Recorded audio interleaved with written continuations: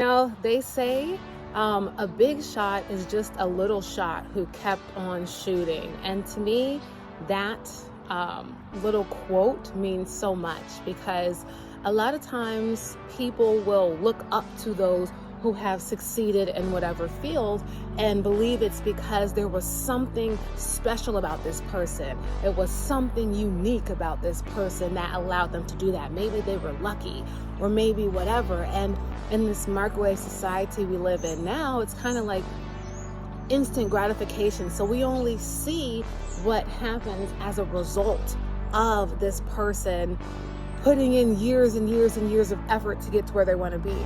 And when it says a big shot is a little shot who just kept on shooting, it means that anyone that does the right thing for a long enough period of time will have successful results.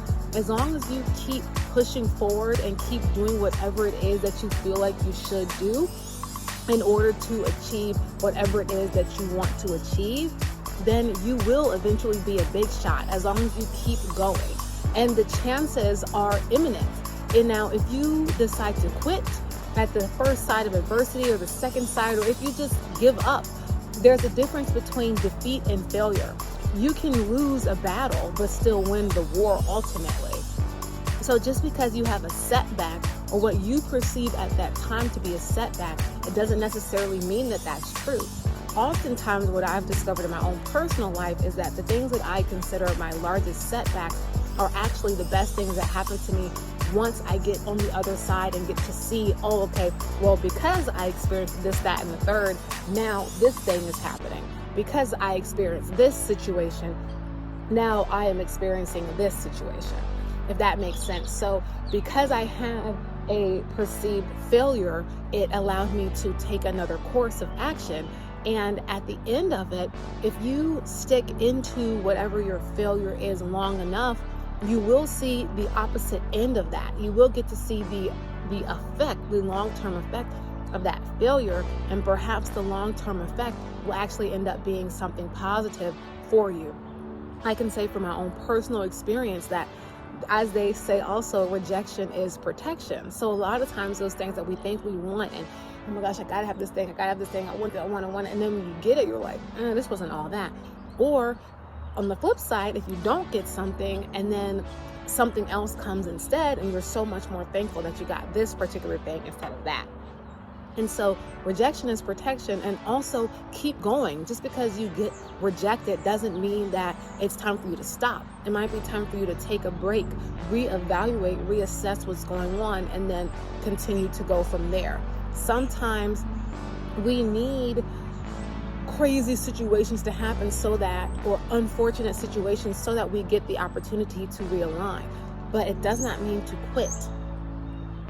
A lot of times, so when we're just doing something, we don't realize that there could be a better way, there could be a more effective way, a more efficient way, a better way of looking at it. So when you can get out of, as Zig Ziglar would say, I think his name is Zig Ziglar, his last name is Ziglar, and Ziglar would say,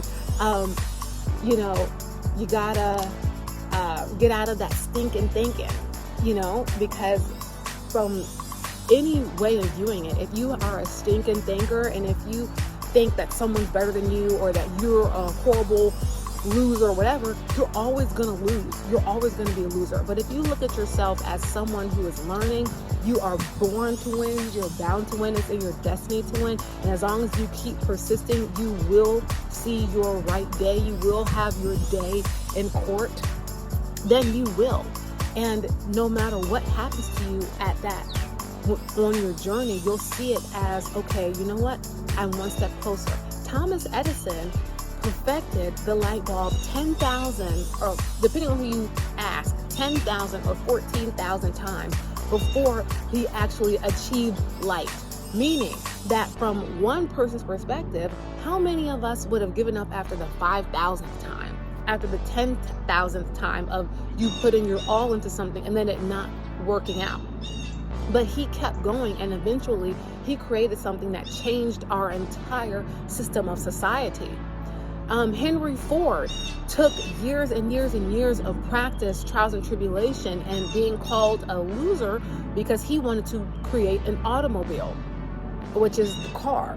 Now, had he given up the first 7 times it didn't work, he lost his business multiple times. His stakeholders tried to get him to change the way he was doing business. Like, just look his story up. It's fantastic. I think I'm going to start doing my own version of stories of these self-made people, because it's good to learn from me, and I think it will be a great space for this channel to go, because this is spirituality, but it's also like success living, and I am a student of life, and I feel like I can learn from anyone and anything. So this is not just like a I hope you feel better motivation station. Like, I'm really trying to learn here and create some success for myself and for anyone listening. So until I get on my Henry Ford and telling those stories, there's plenty of resources you can look into it. But the fact of the matter is, Henry Ford failed, but the difference is those people don't stop. Henry Ford got his riches at 40.